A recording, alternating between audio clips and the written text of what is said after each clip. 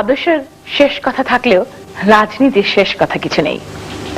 আজকে হয়তো আমরা জামাতকে বিএনপির সঙ্গে দেখছি, অদূর ভবিষ্যতে হয়তো এই জামাতকেই আমরা আওয়ামী লীগের সঙ্গে দেখব। কোন রাজনৈতিক নেতাকে বা কোন রাজনৈতিক দলকে দুঃখ দেবার জন্য, হাট করবার জন্য এই কথা আমরা বলছি না। এটা আমরা সবাই জানি যে বাংলাদেশের রাজনৈতিক অঙ্গনে শেষ কথা বলে কিছু নেই। প্রিয় দর্শক মন্ডলী, চলুন দেখি মাওলানা দেলোয়ার হোসেন সাঈদীর সঙ্গে আমাদের এই একান্ত সাক্ষাৎকারটি।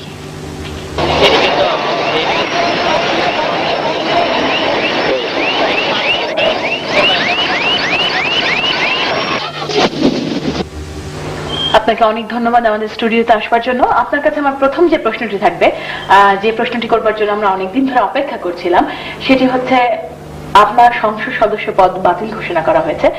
হাইকোর্ট আপনার সংসদ সদস্য পদ বাতিল ঘোষিত করেছে বা ঘোষণা করা হয়েছে। এ ব্যাপারে আপনার কি বলার আছে? এবং বলা হচ্ছে যে আপনি আচরণ বিধি লঙ্ঘন করেছেন। আমাদের কি খুলে বলবেন ব্যাপারটা? হ্যাঁ, ধন্যবাদ আপনাকেও। মূল বিষয়টা হলো যে যিনি আমার বিরুদ্ধে মামলা করেছেন, আমার প্রতিদ্বন্দ্বী সুধাংশু শেখর হালদার, 1996 সনে যখন আমি নির্বাচন করেছিলাম তখন তিনিও নির্বাচন করেছিলেন এবং 280 ভোটের ব্যবধানে তিনি হেরে গিয়েছিলেন। তারপরে তিনি পুরা 5 বছর আমার বিরুদ্ধে মামলা চালিয়েছেন এবং সেই মামলায়ও আল্লাহর মেহেরবানি সুপ্রিম কোর্টের 5 জন বিচারপতির সম্মিলিত রায় আমাদের পক্ষে রায় এসেছে এবং আমরা জিতেছি সেখানে। এবারে ভোটের ব্যবধান ছিল দুজনের মধ্যে 34,000 ভোট। 34,000 ভোটের ব্যবধানে আল্লাহ তাআলা আমাদেরকে বিজয় দান করেছেন।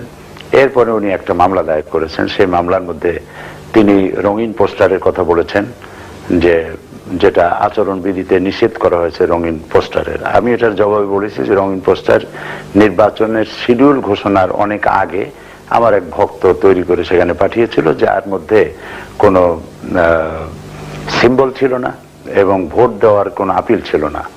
অমুকের সালাম নিন এবং তাকে দেশ গড়ার সুযোগ দিন, এই জাতীয় একটা পোস্টার ছিল। এটা কি উনি বলতে চাচ্ছেন এটা আচরণ বিধি লঙ্ঘিত হয়েছে উনি বলেছেন, কিন্তু এটা টেকে নাই, কারণ এটা আচরণ বিধি লঙ্ঘন করে নাই। ইলেকশন শিডিউল ঘোষণার আগেই ছিল এটা এবং আমার পার্টির কোনো সিম্বল সেখানে ছিল না এবং আমি ভোট চাই সে কথাও সেখানে লেখা ছিল না। এরপরে তিনি অভিযোগ করেছেন যে আমি নাকি বলেছি যে আমাকে ভোট দিলে আল্লাহকে ভোট দেওয়া হবে, আমাকে ভোট দিলে আমি বেহেশতের চাবি ধরিয়ে দেব। তো আমি এগুলির জবাবে আমাকে যখন জেরা করা হয়েছে আমি বলেছি এই সমস্ত বাজে কথা আমি কখনো বলিনি, যেহেতু আমার কথাগুলি আমি যখন যেখানে বক্তব্য রাখি এই বক্তব্যগুলি রেকর্ড হয়, অডিও, ভিডিও, সিডি, ভিসিডি ইত্যাদি হয় এবং সর্বত্র ছড়িয়ে পড়ে।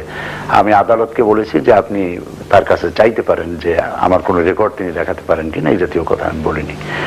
এরপরে তিনি বলেছেন যে শেখ মুজিবুর রহমান সাহেবকে আমি হিন্দুর সন্তান বলেছি। আমি তখন একটু উত্তেজিতই হয়ে গিয়েছিলাম। আমি বলেছি, মাননীয় আদালত, আমি আমার জাতির কাছে কোনো অপরিচিত ব্যক্তি নই। শেখ মুজিবুর রহমান সাহেবের সাথে রাজনৈতিক মত পার্থক্য বা মতবিরোধ আমার থাকতেই পারে, কিন্তু তিনি একজন জাতীয় নেতা হিসেবে আমি তাকে শ্রদ্ধা করি এবং তার ব্যাপারে এই ধরনের অমার্জিত কথা আমি কখনো বলিনি। তো এই ধরনের কথাগুলি উনি এনেছেন যে আমি সব কথা বলেছি। আর বলেছেন যে নির্বাচনের নিয়ম হচ্ছে যে নির্বাচনী টাকা যে অ্যাকাউন্টে জমা থাকবে ওই টাকাটা খরচ করতে হবে ইলেকশন ডিউরেশনে। সেখানে আমার চিফ এজেন্ট একটা ভুল করেছে, যে টাকাটা 10,000 কত টাকার একটা হিসাব দেখাইছেন শিডিউল ঘোষণার আগে। ওইটা হলো ভোটার লিস্ট খরিদ করতে গিয়ে, ভোটার লিস্ট কিনতে গিয়ে এই টাকাটা খরচ হইতো, ওইটা হিসাবের মধ্যে দেখিয়েছে। আবার আর একটা টাকা 90,000 টাকার একটা অ্যামাউন্ট, এইটা নির্বাচনের 15 দিন পরে টাকাটা ব্যাংক থেকে উঠানো হয়েছে। এটা ছিল কিছু দোকানে বাকি ছিল, যেমন মাইকের বাকি, এরপরে প্রেসের বাকি। এই টাকাটা খরচ করেছে চিফ এজেন্ট সে নিজেই, পরে ওই টাকাটা উঠায় নিয়ে এটা পরিশোধ করেছে। এটি বিচারপতি তিনি যা দেখেছেন তার এই অভিযোগের ব্যাপারে ইলেকশন ম্যানুয়াল অনুযায়ী তিনি বলেছেন যে এটা আচরণ বিধি লঙ্ঘিত হয়েছে, সুতরাং সংসদ নির্বাচন বাতিল ঘোষণা করা হলো। এটা তিনি হাইকোর্টের নির্বাচন বাতিল ঘোষণা করা হয়েছে। জি। আচ্ছা, তার মানে কি আপনি হাইকোর্টের রায়টা মেনে নিয়েছেন? না, মেনে নেননি। মেনে নেয়নি। তো কি করছেন আপনি? আমরা সাথে সাথে যখন এটা করা হলো যে আমার নির্বাচন বাতিল হয়েছে, আইনজীবীরা বলেছেন যে আচরণ বিধি লঙ্ঘন হলে সেখানে জরিমানা হতে পারে, কিন্তু ইলেকশন বাতিল হতে পারে না। আমরা তখন সুপ্রিম কোর্টে আপিল করেছি। সুপ্রিম কোর্ট এটাকে, এই অর্ডারটাকে স্থগিত করে দিয়েছে, স্টে করে দিয়েছে 22 অক্টোবর পর্যন্ত। এর মধ্যে আমরা সুপ্রিম কোর্টে আবার আপিল করব এবং ইনশাআল্লাহ আইনের লড়াইতে আমরা জিতবো আশা রাখি। সেটা আপনি আশা করছেন? এবং আমার সংসদ সদস্য পদ বাতিল হয়নি। এখনো আপনি সংসদ সদস্য? আমি মেম্বার অফ পার্লামেন্ট হিসেবে এখনো আছি। আচ্ছা, এরপরে আপনার কাছে, যেহেতু আমরা জামাতের যারা নেতৃবৃন্দ রয়েছেন তাদের সাধারণত আমাদের স্টুডিওতে কখনোই পাই না, খুব কম সময় বা খুব কম সংখ্যক। আমি আরেকটু কথা বলে নিতে চাই। আপনাকে ধন্যবাদ জানাচ্ছি কথা বলার সুযোগ দেওয়ার জন্য। সেটা হচ্ছে এই যে দুইটা টার্ম উনি আমার সঙ্গে, আমার প্রতিদ্বন্দ্বী যে আমার সঙ্গে বিরোধিতা করলেন, মামলা করলেন দুইটা টাইমে, উনি এটার কারণ হচ্ছে যে ওনার বাড়ি পিরোজপুরে না, ওনার জন্মস্থান বাগেরহাটে, আমার জন্মস্থান পিরোজপুরে। উনি ওখানে বিয়ে করেছেন, এই বিবাহের সূত্রে উনি ওখানে থাকেন। এখন উনি দুইটা টার্ম এমপি ছিলেন, তখন মানুষকে দেখাবার মতো উল্লেখযোগ্য কোনো কাজ তিনি করতে পারেননি। আমার গত 5 বছরে 2 বছর আমি কিছু পেয়েছিলাম সরকারি অনুদান, বাকি 3 বছর আমারটা বরাদ্দ উনি নিয়েছেন এবং কাজ করেছেন, আমি কাজ করতে পারিনি। মানে সরকারের পক্ষ থেকে যা বরাদ্দ দেওয়া হয় উন্নয়নের জন্য, অবকাঠামো নির্মাণের জন্য, রাস্তাঘাট, স্কুল, কলেজ, ব্রিজ, কালভার্ট ইত্যাদির জন্য, এগুলির জন্য যে বরাদ্দ হয় সেই বরাদ্দটা আওয়ামী লীগ সরকার আমাকে দেয়নি। এটা আমার হকটা উনি নিয়েছেন। পরবর্তী সময় জোট সরকারের মাধ্যমে যখন আমরা নির্বাচন করলাম এবং আল্লাহ তাআলা আমাকে 34,000 ভোটের ব্যবধানে যখন জিতিয়ে দিলেন, তখন এই 2 বছরে আমি বিভিন্ন প্রজেক্টে 200 কোটি টাকা গভর্নমেন্টের কাছ থেকে এনেছি এবং 200 কোটি টাকার কাজ এখন রানিং পজিশনে আছে।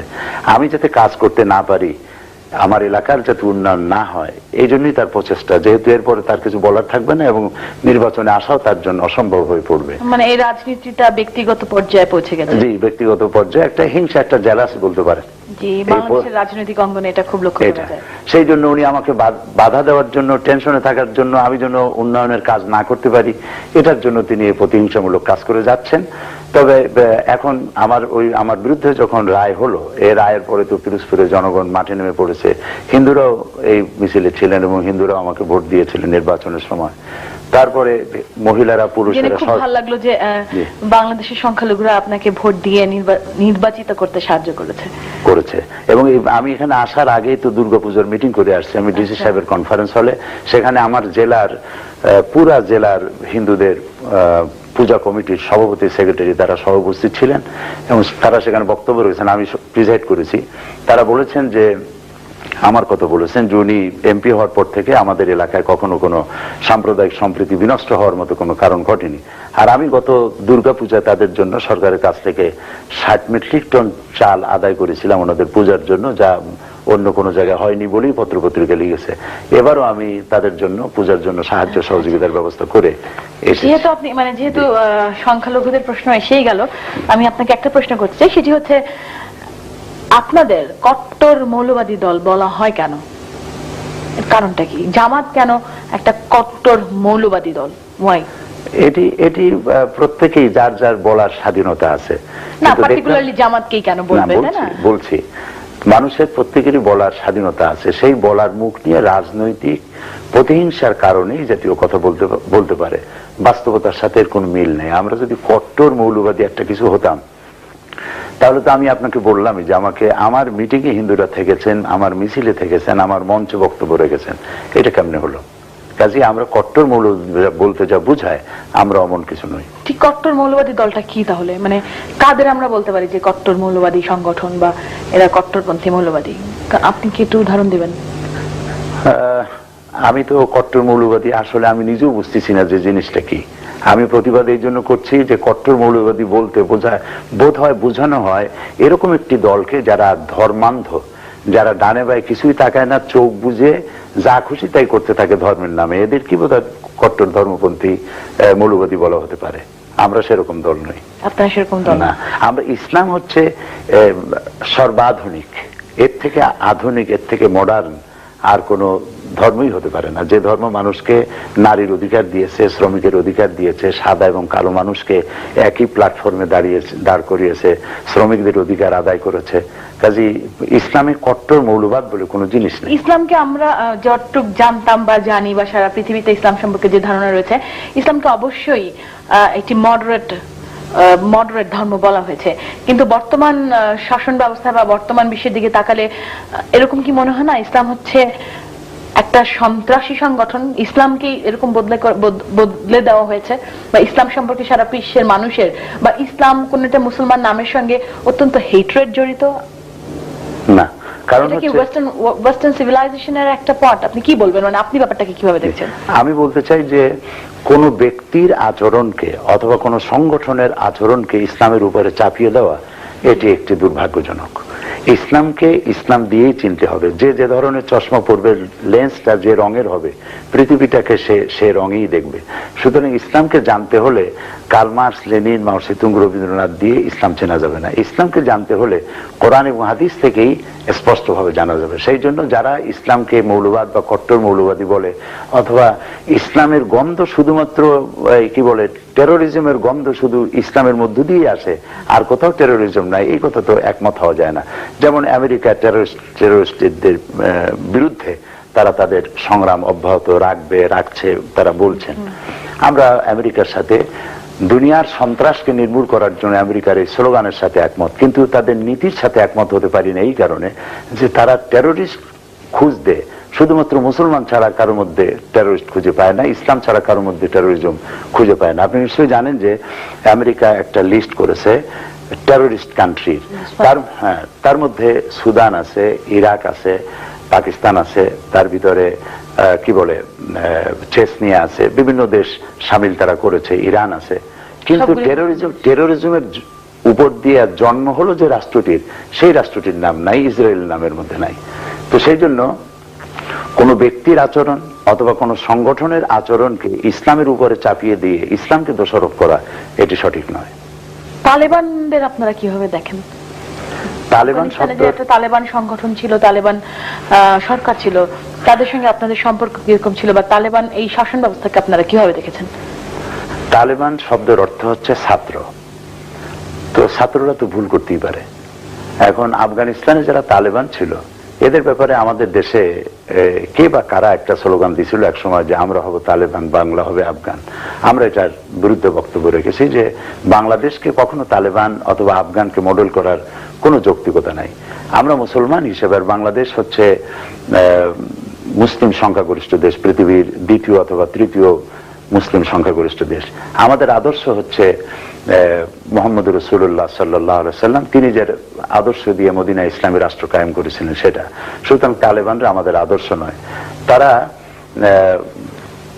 রাষ্ট্র পরিচালনা করতে গিয়ে হয়তো তারা কোথাও কোনো এক্সট্রিম হয়ে গিয়ে কোনো কাজ করেছে, বা যার কারণে তারা বদনাম করে ফেলেছে। এই জন্য তালেবানদের সাথে আমাদের, বিশেষ করে জামাত ইসলামের কোনো সম্পর্ক অতীতেও ছিল না, বর্তমানেও নাই। আচ্ছা, আরেকটি আপনি যেটা স্লোগানের কথা বললেন, আপনাদের একটি স্লোগান আছে রুশ ভারতের দালালরা হুঁশিয়ার সাবধান। সেখানে আপনারা মার্কিন যুক্তরাষ্ট্রের নাম কেন যুক্ত করেন না? মার্কিন যুক্তরাষ্ট্রের মতো ইসলামী বা ইসলামকে এতটা ডমিনেট আর মনে হয় কোন রাষ্ট্র, কোন দেশ কখনো করেন নাই, কেন করেন না? আমার মনে হয় যে আপনি বোধহয় এটা শোনেন নাই অথবা জানতে পারেন নাই যে আমরা আমাদের মিছিলে এটাও স্লোগান হয় যে আমেরিকান সাম্রাজ্যবাদ নিপাত যাক, ধ্বংস হোক। এটা অনেকে অন্যান্য যে সংগঠনগুলো রয়েছে, বামপন্থী সংগঠন, তারা সাধারণত এই ধরনের করতে পারে, আমরাও বলি, আপনারাও করেন। আচ্ছা, তালেবান আপনারা ক্ষমতা আসার পর, চার দলীয় ঐক্যজোট ক্ষমতা আসার পর বাংলাদেশকে মোটামুটি তালেবান রাষ্ট্র বলা হয়। এর আগে এই ধরনের অভিযোগ বাংলাদেশের বিরুদ্ধে বা বাংলাদেশের নামে কখনো ছিল না।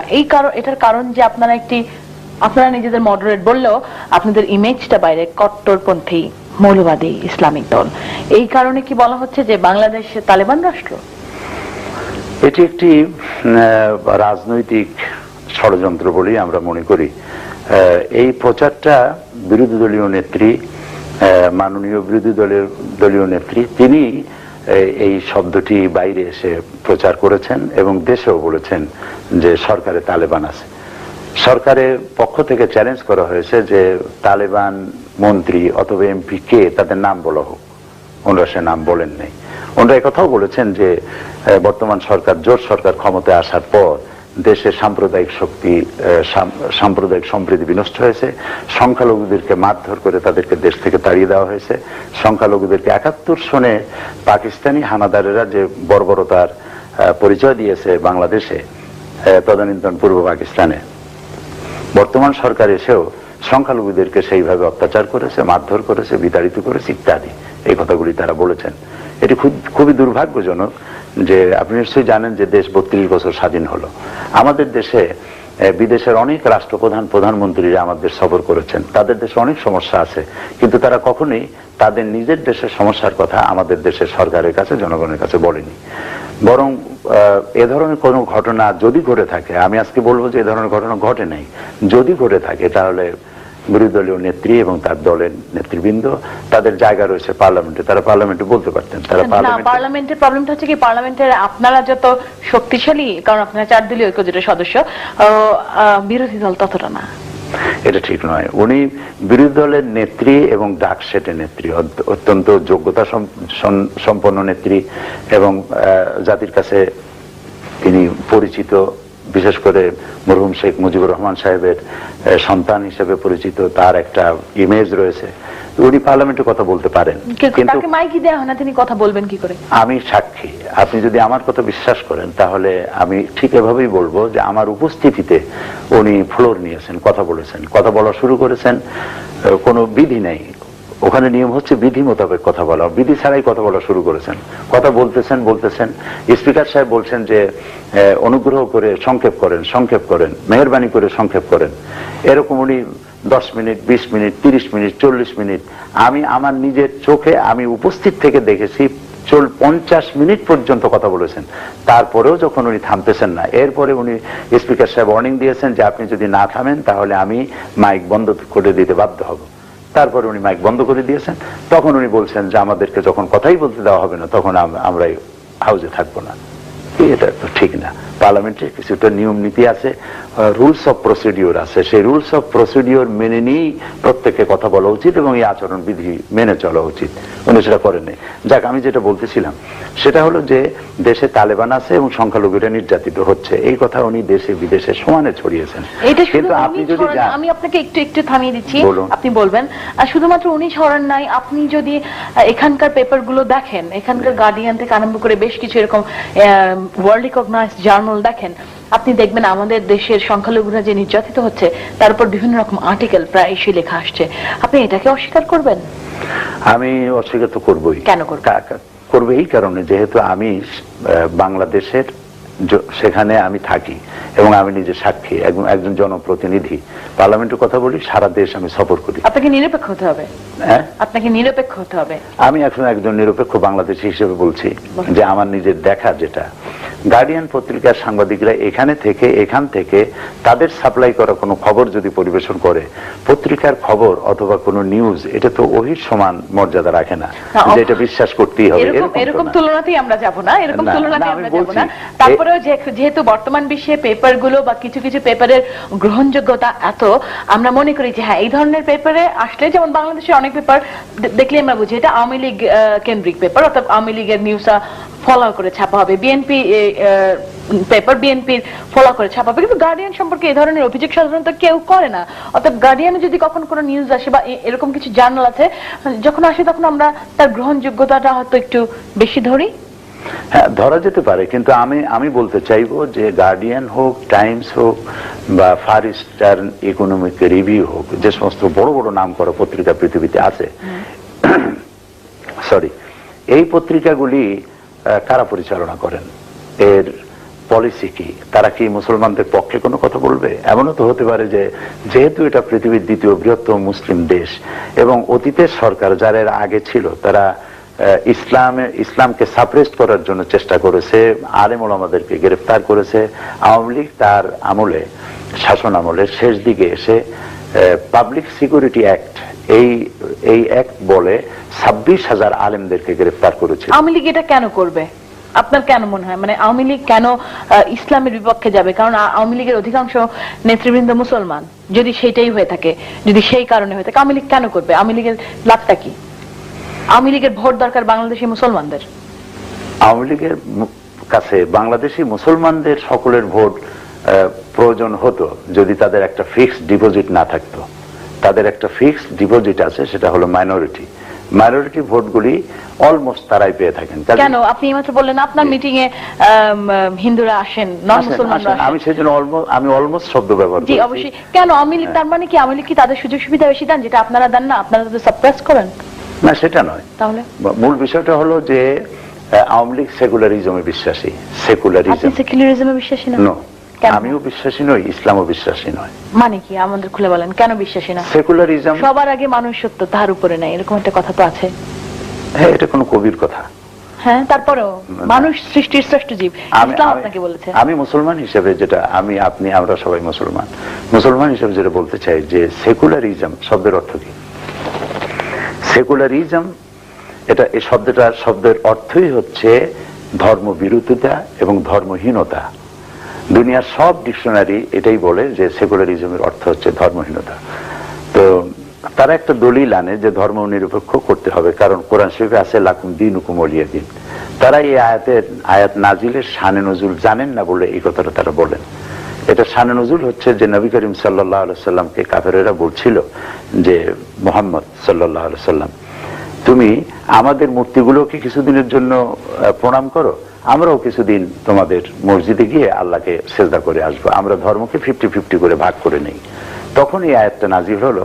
আল্লাহ তাআলা বলেন কুল ইয়া আইয়ুহাল কাফিরুন লা আ'বুদু মা তা'বুদুন, বলো হে কাফেরেরা, তোমরা যার ইবাদত করো আমরা তার ইবাদত করি না, আমরা যার ইবাদত করি তোমরা তার ইবাদত করো না। সুতরাং লাকুম দীনুকুম ওলিয়া দিন, তোমাদের ধর্ম তোমাদের জন্য, আমাদের ধর্ম আমাদের জন্য। ধর্মকে 50-50 ভাগাভাগি করুন কোনো সুযোগ নেই।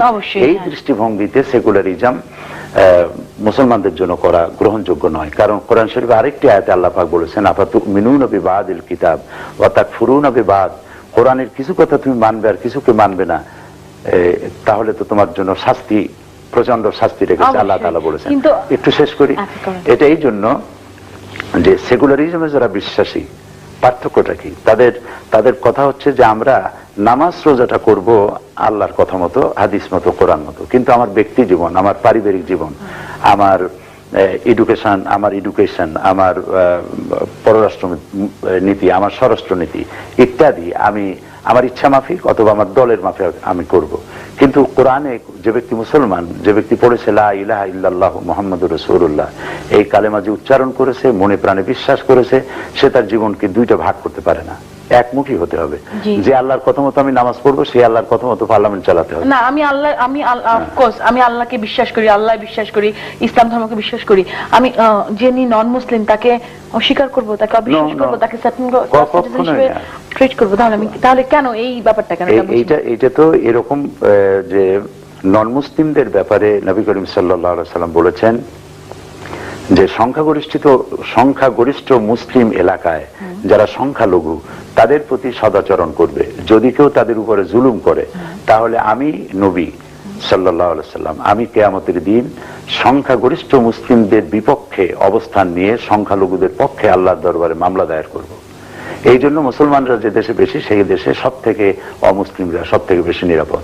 সেই জন্য সেকুলারিজমের কোনো প্রয়োজন মুসলমানদের হয় না, যেহেতু ইসলাম কমপ্লিট কোড অফ লাইফ। এর মধ্যে কোনো জোড়াতাড়ি দেওয়ার দরকার নেই।